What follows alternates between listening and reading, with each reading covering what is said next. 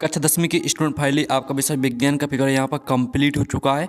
तो हमें आपको विज्ञान विषय के आंसर बताने वाले हैं। तो आपको अपने आंसर यहाँ पर मिला लेना, कौन सा सही किया है कौन सा गलत किया है, ठीक है। तो चलिए पहले तो हम यहाँ पर देख लेते हैं आपके सही विकल्प। तो स्टूडेंट आपके जो सही विकल्प हैं वो हम यहाँ पर देख लेते हैं। ये आपके यहाँ पर सही विकल्प दिए गए हैं, ठीक है। तो पहला आपका यहाँ पर जो दिया गया है CaCO3 is equal to CaO plus CO2। उपयुक्त अभिक्रिया किस प्रकार की है, आपको बताना था कि कौन सी अभिक्रिया रहेगी इसमें, या तो आपकी इसमें रहेगी वियोजन अभिक्रिया। फिर दूसरा आता है खाना बनाते समय यदि बर्तन की तली बाहर से काली हो रही है तो इसका मतलब है कि भोजन पूरी तरह से नहीं पका, ईंधन पूरी तरह से नहीं जल रहा है। और सी था ईंधन आर्द्र है, और डी था ईंधन पूरी तरह से जल रहा है। तो इसका राइट आंसर आपका बी हो जाएगा, ईंधन पूरी तरह से नहीं जल रहा है, ठीक है। बी राइट आंसर रहेगा दूसरे का। तीसरा आपका आता पादप में जाइलम उत्तरदायी है, तो इसका आंसर रहेगा आपका जल का वहन। फिर आपका आता दो तंत्रिका कोशिका के मध्य खली स्थान को कहते हैं, तो यहाँ पर दो तंत्रिका कोशिका के मध्य खली स्थान को सिनेप्स कहते हैं। फिर आपका पांचवा देख लेते हैं, पांचवा तब आता है, ठीक है, पराग कोश में होते हैं। तो पराग कोश में आपके पराग कण होते हैं, डी आपका यहाँ पर डी राइट आंसर रहेगा। फिर छठवां देख लेते हैं, छठवां आपका आता है निम्न में से कौन सा पदार्थ लेंस बनाने के लिए प्रयुक्त नहीं किया जा सकता, तो इसका आंसर आपका यहाँ पर होने वाला प्लास्टिक चुंबक रहेगा आपका राइट आंसर, चुंबक, ठीक है। और यहाँ पर देख लीजिए, अब चलिए आपके यहाँ पर रेगिस्तान के आंसर देख लेते हैं। तो स्टूडेंट आपके पहले तो यहाँ पर रेगिस्तान देख लेते हैं, ये आपके रेगिस्तान यहाँ पर आते हैं। तो आप यहाँ पर देख लीजिए, लसिया को डॉट ऊतक कहा जाता है। तो यहाँ पर लसिया को जो इसका आंसर रहेगा संयोजी ऊतक कहा जाता है, ठीक है। संयोजी आपका यहाँ पहले रेगिस्तान का आंसर रहेगा।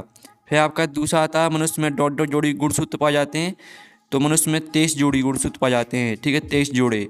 फिर आपका तीसरा आता है सामान्य नेत्र का निकट बिंदु लगभग डॉट होता है, तो 25 सेंटीमीटर होता है, ठीक है।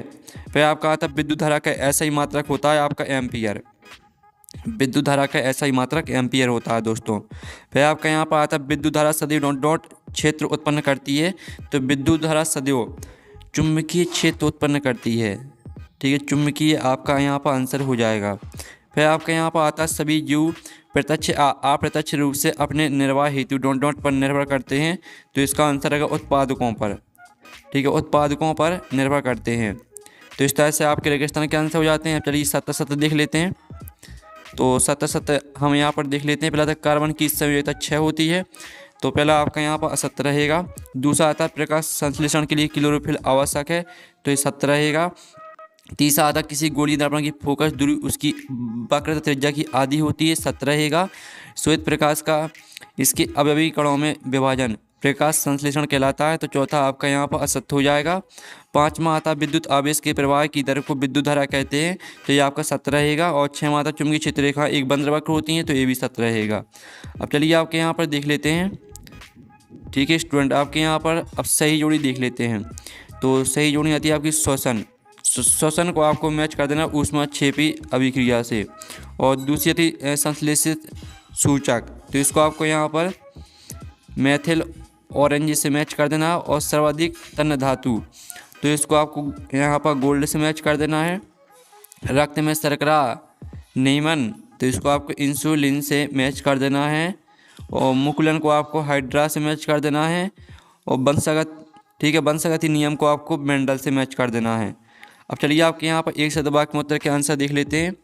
तो संयोजन अभिक्रिया किसे कहते हैं, तो इसका उत्तर आपका रहेगा वह अभिक्रिया जिसमें दो या दो से अधिक अभिकारक मिलकर एक एकल उत्पाद बनाते हैं, संयोजन अभिक्रिया कहलाती है।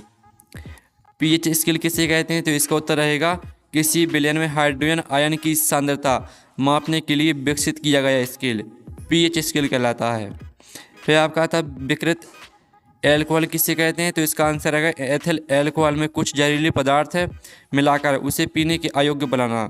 और मछली के हृदय में कितने कोष्ठ होते हैं, तो 2 होते हैं। और मानव भ्रूण में प्लेसेंटा का कार्य क्या होता है, तो जो प्लेसेंटा का कार्य होता है वो होता है माँ के रक्त से भ्रूण को पोषण प्रदान करना और अवशिष्ट पदार्थों को बाहर निकालना। और जो 6वां आता है विभवांतर के ऐसा ही मात्रक लिखिए, तो विभवांतर के ऐसा ही मात्रक आपका बोल्ट होता है, ठीक है। इस तरह से आपके आंसर हो जाते हैं। और जो आपके प्रश्न हैं, प्रश्न के आंसर आपको मिल जाएंगे टेलीग्राम में, तो टेलीग्राम ग्रुप ज्वाइन कर लीजिए। हम नेक्स्ट वीडियो में मिलते हैं। Thanks for watching.